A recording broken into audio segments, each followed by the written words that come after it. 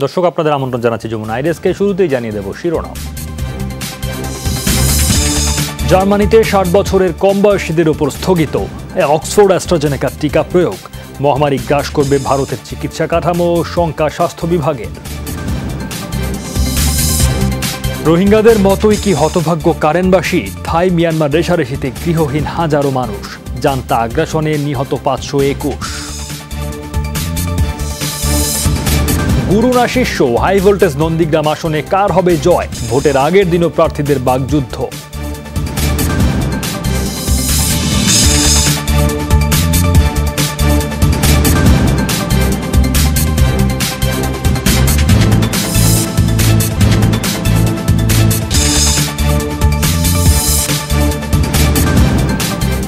শিরোনাম শুনলেন, এসব খবরে বিস্তারিত নিয়ে সঙ্গে আছি সৌমিত্র শুভ্র। এবার 60 বছরের কম বয়সীদের ওপর অক্সফোর্ড অ্যাস্ট্রাজেনেকার করোনা টিকা প্রয়োগ স্থগিতের সিদ্ধান্ত নিল জার্মানি। অ্যাস্ট্রাজেনেকার কাছে টিকা সম্পর্কিত বিস্তারিত তথ্য চেয়েছে অ্যাঙ্গেলা মার্কেল প্রশাসন। অ্যাস্ট্রাজেনেকার টিকা নিয়ে সাম্প্রতিক বিতর্কের মধ্যেই উৎপাদন বাড়ানোর ঘোষণা দিয়েছে ফাইজার বায়োএনটেক। জার্মান মেডিসিন রেগুলেটরের তথ্য, টিকা গ্রহণকারী 27 লাখের মধ্যে 31 জনের শরীরে রক্ত জমাট বেঁধেছে। অবশ্য এটি টিকার পার্শ্ব প্রতিক্রিয়া নাকি পূর্বের কোনো স্বাস্থ্যগত সমস্যায় সেটি খতিয়ে দেখা হচ্ছে। এ বিষয়ে অ্যাস্ট্রাজেনেকা কর্তৃপক্ষের সাথে আলোচনা করবে জার্মান স্বাস্থ্য বিভাগ। টিকা প্রয়োগের সবচেয়ে জরুরি বিষয় এখন আস্থা। অনিশ্চয়তাকে অগ্রাহ্য করার উপায় নেই। অ্যাস্ট্রাজেনেকা কর্তৃপক্ষের কাছে আরও বিস্তারিত তথ্য উপাত্ত চেয়েছি, কারণ জনগণের জন্য সামান্যতম ঝুঁকিও বিবেচনায় নিতে হবে। নতুবা যখন আমার সিরিয়াল আসবে, আমি অ্যাস্ট্রাজেনেকার টিকাই নেব। একদিন আগে 55 বছরের কম বয়সীদের জন্য অক্সফোর্ডের করোনা ভ্যাকসিন প্রদান স্থগিত করে কানাডা। পার্শ্ব প্রতিক্রিয়ার আতঙ্কে যুক্তরাজ্য সহ আরও 22 দেশও অ্যাস্ট্রাজেনেকার ভ্যাকসিন প্রয়োগ বন্ধ রেখেছিল। তবে নিরাপদ প্রমাণিত হওয়ায় আবারও শুরু হয় টিকাদান। পশ্চিমা বিশ্বে বহুল ব্যবহৃত টিকাগুলোর একটি অ্যাস্ট্রাজেনেকার টিকা। দামে কম হওয়ায় উন্নয়নশীল বিশ্বেও এই টিকার চাহিদাই সবচেয়ে বেশি। কানাডায় এরই মধ্যে 3 লাখ মানুষ নিয়েছেন টিকাটি। 3 কোটি ডোজ দেয়া হয়েছে ব্রিটেনে। আতঙ্ক দূর করতে সম্প্রতি ভ্যাকসিন নিয়েছেন ইতালির প্রধানমন্ত্রী ও তার স্ত্রী। সবচেয়ে বেশি দেশে প্রয়োগ হচ্ছে ফাইজার বায়োএনটেকের করোনা টিকা। নতুন আরও একটি উৎপাদন কেন্দ্রে ভ্যাকসিন প্রস্তুত করছে প্রতিষ্ঠানটি। 2021 সালের শেষ নাগাদ 2.5 বিলিয়ন ডোজ উৎপাদনের লক্ষ্য তাদের। স্বল্পতম সময়ে সর্বোচ্চ উৎপাদনে আমাদের টিম 7 দিন 24 ঘন্টায় কাজ করছে। এই গতিতে কাজ চললে প্রতি ব্যাচে 7 থেকে 8 মিলিয়ন ডোজ উৎপাদন সম্ভব। কোভিড-19-এর বিরুদ্ধে প্রায় 95% কার্যকরী হলেও ব্যয়বহুল বলে মার্কিন প্রতিষ্ঠান মডার্নার ভ্যাকসিন ব্যবহৃত হচ্ছে 32টি দেশে। এছাড়াও 19 দেশ চীনের সিনোফার্মের টিকা ও 18টি দেশে প্রয়োগ হচ্ছে রুশ vaccine Sputnik 5। Dorothy Tasrin, Jamuna news. নাগালের বাইরে চলে যাচ্ছে করোনা ভাইরাসের সর্বগ্রাসী বিস্তার। অচিরেই মহামারী অচল করে দিতে পারে স্বাস্থ্য কাঠামো। মঙ্গলবার ভারতের কেন্দ্রীয় স্বাস্থ্য বিভাগ জানায় এই আশঙ্কা। সব রাজ্যের স্বাস্থ্য বিভাগকে এ বিষয়ক জরুরি চিঠিও পাঠিয়েছেন কেন্দ্রীয় স্বাস্থ্য সচিব রাজেশ ভূষণ। মৃত্যুহার কমানোর ওপর গুরুত্ব আরোপ করা হয়েছে তাতে। একই সাথে সংক্রমণ ঠেকাতে যা যা উদ্যোগ নেওয়া সম্ভব সেগুলো মেনে চলার নির্দেশনা দেয়া হয়। ভারতে বর্তমানে সক্রিয় সংক্রমিত ব্যক্তি 5.5 লাখের ওপর। গেল 24 ঘন্টায় দেশটিতে মৃত্যুবরণ করেছেন 354 জন, যা 3 মাসের মধ্যে সর্বোচ্চ। দেশটিতে মোট প্রাণহানি 1,62,000 ছাড়িয়েছে।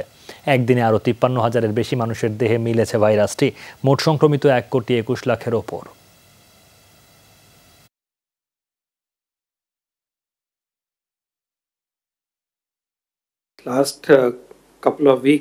গেল 2 সপ্তাহ ধরেই পরিস্থিতি ভয়াবহ আকার ধারণ করেছে। কয়েকটি রাজ্যের অবস্থা উদ্বেগজনক, কিন্তু বাকিদের আত্মতুষ্টিতে ভোগার অবকাশ নেই। কারণ সংক্রমণ এমন বিস্তার লাভ করলে সেটি গোটা স্বাস্থ্য কাঠামোর উপর চাপ ফেলবে, বাড়বে মৃত্যুহার।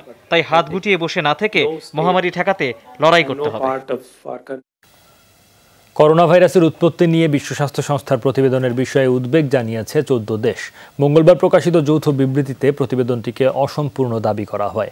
বলা হয় পর্যাপ্ত তথ্য উপাত্তের অভাব রয়েছে এতে। এছাড়া রিপোর্ট প্রকাশে কালক্ষেপণের কারণেও সন্দেহ প্রকাশ করা হয়। বিবৃতি প্রদানকারী দেশের তালিকায় রয়েছে যুক্তরাষ্ট্র, কানাডা, যুক্তরাজ্য, অস্ট্রেলিয়া ও জাপান। একই দিন সংবাদ সম্মেলনে করোনার উৎপত্তি নিয়ে আরও বিস্তারিত গবেষণার দাবি জানান WHO মহাসচিব। মঙ্গলবার করোনার উৎপত্তি নিয়ে বিশ্ব স্বাস্থ্য সংস্থা ও চীনের যৌথ তদন্ত প্রতিবেদন প্রকাশিত হয়। তাতে বলা হয়, প্রাণীর মাধ্যমে ভাইরাস ছড়ানোর তথ্য মিললেও উহানের গবেষণাগারের সাথে সংশ্লিষ্টতার প্রমাণ মেলেনি।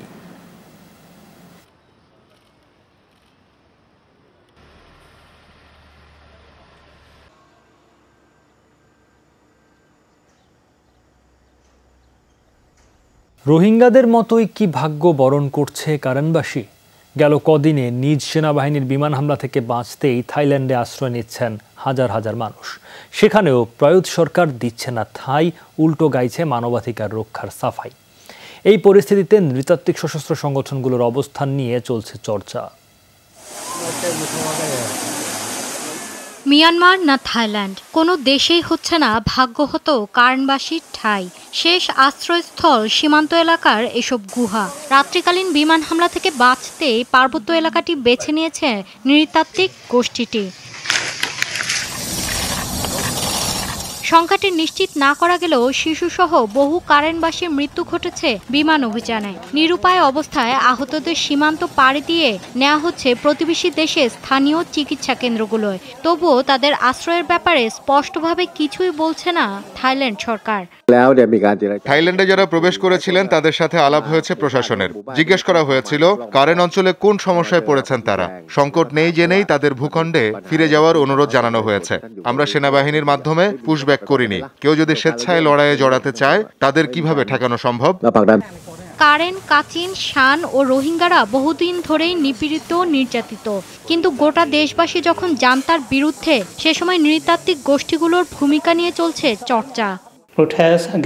বিক্ষোভকারীরা চাইছে নৃতাত্ত্বিক সশস্ত্র সংগঠনগুলো নামক সরকার পতনের আন্দোলনে, কিন্তু আমরা জান্তার পরিকল্পনা আজ করতে পারছি। আন্দোলনকে এখনো শান্তিপূর্ণ বলছে বিশ্ব, কিন্তু সেই স্রোতে সশস্ত্র গোষ্ঠীগুলো গা ভাসালে সেনারা সহিংসতা চালানোর মোক্ষম অজুহাত খুঁজে পাবে। সশস্ত্র নৃতাত্ত্বিক গোষ্ঠীগুলোর মতাদর্শ যদি নিজ নাগরিক আর ভূখণ্ড রক্ষা করা হয়, তাহলে তারা বেশি দিন নিশ্চুপ থাকতে পারবে না। বহির্বিশ্ব তাদের সন্ত্রাসীর তকমা দিয়েছে, কিন্তু দিন শেষে তারাই জান্তা আগ্রাসন থেকে রক্ষা করছে বেসামরিক নিরস্ত্র মিয়ানমারবাসীকে। 2017 সালে রাখাইনে গণহত্যা চালানোর মাধ্যমে বিতাড়িত করা হয় লাখ লাখ রোহিঙ্গাকে। দেশে অস্থিরতার সুযোগ নিয়ে কারেন নৃগোষ্ঠীর সাথেও একই কৌশল সাজানো হচ্ছে কিনা সেটা নিয়েই উদ্বিগ্ন আন্তর্জাতিক মহল। মৌলি ইসলাম, যমুনা নিউজ। মিয়ানমারের সার্বিক পরিস্থিতি আরও খারাপ হওয়ায় কূটনীতিকদের দেশে ফেরাচ্ছে যুক্তরাষ্ট্র। মঙ্গলবার মার্কিন পররাষ্ট্র মন্ত্রণালয় মিয়ানমারে এই মুহূর্তে অপরিহার্য নন এমন কূটনীতিক এবং তাদের পরিবারের সদস্যদের যুক্তরাষ্ট্রে ফিরে যাওয়ার নির্দেশ দিয়েছে। প্রতিরোধ গড়ে তোলার অংশ হিসেবে বুধবার ভোরে একটি পুলিশ স্টেশনে অগ্নিসংযোগ করে সশস্ত্র সংগঠন কাচিন ইন্ডিপেন্ডেন্ট আর্মি। অস্থিরতার মধ্যেও দেশটিতে অব্যাহত জান্তা বিরোধী আন্দোলন। ফেব্রুয়ারিতে অভ্যুত্থানের পর সহিংসতা এখন পর্যন্ত প্রাণ হারিয়েছেন 521 জন, যার মাঝে গেল শনিবার ছিল সবচেয়ে রক্তক্ষয়ী দিন। সেনা বর্বরতায় মৃত্যুবরণ করে শিশুসহ 141 নাগরিক। এখনও বন্দী 3000-এর বেশি মানুষ। কার হবে জয়, গুরু না শিষ্যের? পশ্চিমবঙ্গের বিধানসভা নির্বাচনের দ্বিতীয় ধাপের ভোটে আলোচনার কেন্দ্রে নন্দীগ্রাম। কেননা এখানেই লড়ছেন পশ্চিমবঙ্গের মুখ্যমন্ত্রী মমতা ব্যানার্জি আর এক সময়কার তৃণমূল নেতা, এবারে বিজেপি প্রার্থী শুভেন্দু অধিকারী। বিশ্লেষকরা বলছেন সংখ্যালঘু ভোটই গড়ে দেবে ব্যবধান। সব আগ্রহের কেন্দ্রে নন্দীগ্রাম। শুধু দ্বিতীয় দফায় নয়, 294 আসনের মধ্যে 8 দফার ভোটের সবচেয়ে হাই ভোল্টেজ মেদিনীপুর জেলার এ আসনটি। আলোচনায় তৃণমূল প্রধান মমতা ব্যানার্জি আর দলত্যাগী শুভেন্দু অধিকারীর লড়াই। শুধু কি ভাবমূর্তির জন্যই এত চর্চা নন্দীগ্রাম আসন নিয়ে?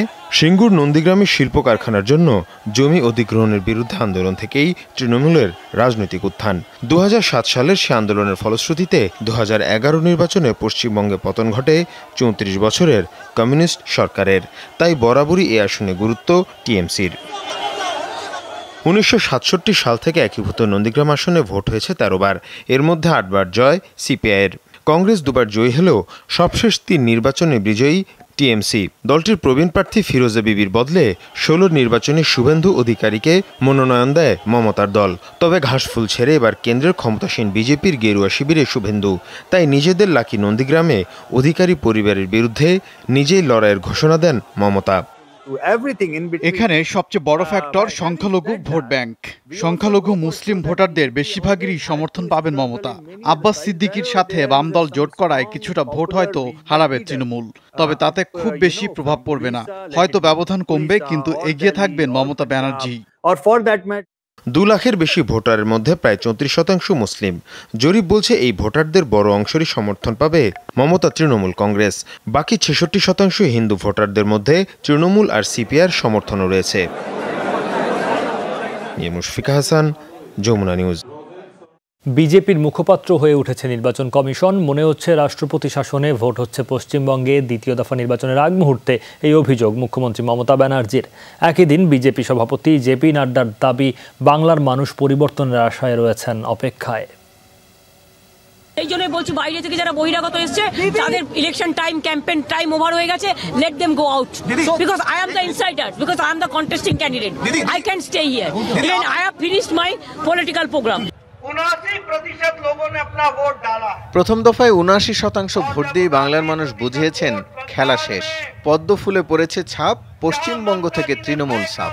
ভোটের জোয়ার দেখে মুখ্যমন্ত্রী মমতা ভয় পেয়েছেন। এ কারণেই তার দল নির্বাচন কমিশনে গিয়ে বারবার মিথ্যা অভিযোগ জানাচ্ছে। কিন্তু রাজ্যের মানুষ আসল পরিবর্তন চান, তাদের জন্যই সোনার বাংলা গড়বে বিজেপি। জিনজিয়াং প্রদেশে সংখ্যালঘু উইঘুর মুসলিমদের ওপর গণহত্যা এবং মানবতা বিরোধী অপরাধ করছে চীন। বৈশ্বিক মানবাধিকার নিয়ে মার্কিন পররাষ্ট্র মন্ত্রণালয়ের বার্ষিক প্রতিবেদনে এই দাবি করা হয়েছে। 180টির বেশি দেশের মানবাধিকার পরিস্থিতির মূল্যায়ন করা হয়েছে প্রতিবেদনে। মঙ্গলবার সংবাদ সম্মেলনে মার্কিন পররাষ্ট্রমন্ত্রী অ্যান্টনি ব্লিংকেন জানান, উইঘুর মুসলমান ছাড়াও অন্যান্য নৃতাত্ত্বিক ও ধর্মীয় সংখ্যালঘুদের ওপর মানবতা বিরোধী অপরাধ চালায় চীন। আন্তর্জাতিক আইন মেনেই দেশটির ওপর ভ্রমণ ও অর্থনৈতিক নিষেধাজ্ঞা দেওয়ার আভাস দেন তিনি। অবশ্য সব ধরনের অভিযোগ অস্বীকার করে আসছে চীন। জাতিসংঘের তথ্য অনুসারে জিনজিয়াংয়ের ক্যাম্পগুলোয় বন্দী 10 লাখের বেশি উইঘুর মুসলিম। তাদের জোরপূর্বক কমিউনিস্ট মতাদর্শে দীক্ষা দেওয়া হচ্ছে। বাধ্যতামূলক শ্রমের পাশাপাশি রয়েছে ধর্ষণ, হত্যা, ধর্মীয় বাক স্বাধীনতা হরণের মতো অভিযোগও।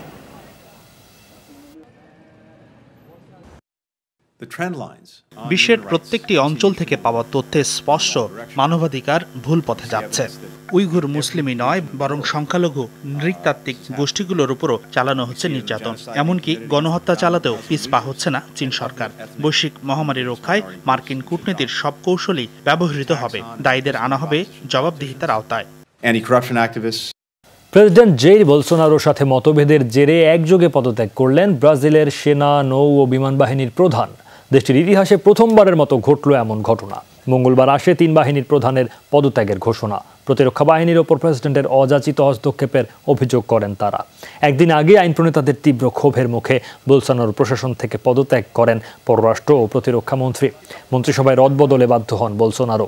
কোভিড মহামারী মোকাবেলায় ব্যর্থতার জেরে ক্রমেই কমছে প্রেসিডেন্টের জনপ্রিয়তা।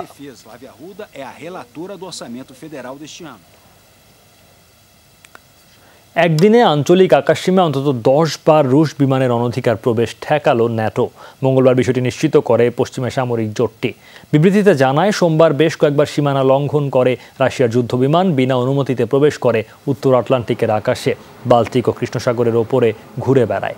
6 ঘন্টার ব্যবধানে ন্যাটোর আকাশ প্রতিরক্ষা ব্যবস্থা ঠেকায় এই অনুপ্রবেশ। এ বিষয়ে রাশিয়ার তরফ থেকে কোনো বক্তব্য পাওয়া যায়নি। কদিন ধরেই ন্যাটোর সাথে গোলমাল চলছে মস্কোর। বিষয়টি নিষ্পত্তির জন্য দেশটিকে আলোচনায় বসার আহ্বান জানিয়েছে সামরিক জোটটি।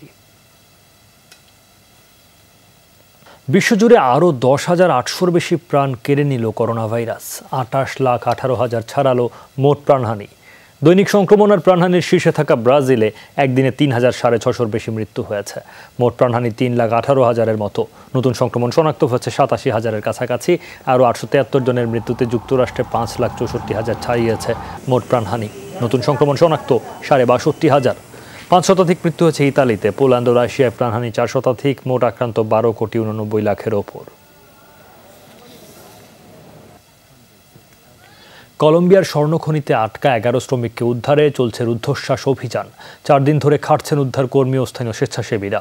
শুক্রবার প্রত্যন্ত অঞ্চল নেইরায় হয় এই দুর্ঘটনা। পুলিশের দাবি, ভারী বৃষ্টিপাতের কারণেই ঘটেছে ভূমিধস। ফলে খনিটির ভেতরে আটকা পড়েন কর্মরত শ্রমিকরা।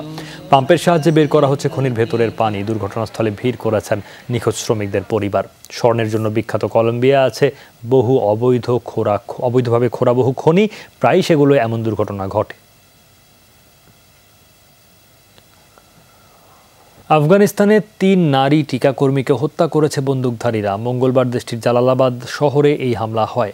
দেশটির স্বাস্থ্য মন্ত্রণালয় জানায়, অজ্ঞাত বন্দুকধারীরা জালালাবাদের 2টি পৃথক স্থানে চালায় হামলা। এ সময় টিকাদান কর্মসূচির সুপারভাইজার এবং 2জন স্বেচ্ছাসেবী গুলিবিদ্ধ হয়ে মারা যান। তবে হামলার পেছনে কারা জড়িত তা এখনও জানা যায়নি। এ বিষয়ে এখনও কোনো মন্তব্য করেনি তালেবান কর্তৃপক্ষ। গেল বছর যুক্তরাষ্ট্রের মধ্যস্থতায় আফগান সরকার ও তালেবানের মধ্যে শান্তি আলোচনা শুরুর পর থেকেই দেশটির বিভিন্ন স্থানে ঘটছে হামলা। আবারও হোয়াইট হাউস কর্মীকে কামড়ে দিল প্রেসিডেন্ট জো বাইডেনের কুকুর মেজর। সোমবার এই দুর্ঘটনা ঘটে। নাম প্রকাশে অনিচ্ছুক হোয়াইট হাউসের একাধিক কর্মী জানান, নিরাপত্তারক্ষী সহ অপরিচিত কয়েকজনকে দেখে উত্তেজিত হয়ে পড়ে মেজর। প্রেসিডেন্টের একজন মুখপাত্র জানান, নতুন পরিবেশের সাথে খাপ খাওয়ানোর চেষ্টা করছে জার্মান শেফার্ড প্রজাতির কুকুরটি। চলতি মাসের শুরুতেই এক কর্মীকে কামড়ানোর পর বাইডেনের ডেলাওয়ারের বাড়িতে পাঠিয়ে দেওয়া হয় তার 2 কুকুর মেজর ও চ্যাম্পকে।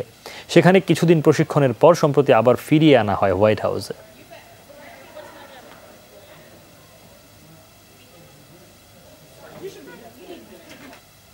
এই ছিল যমুনা আই ডেস্ক। এতক্ষণ সাথে থাকার জন্য সবাইকে ধন্যবাদ।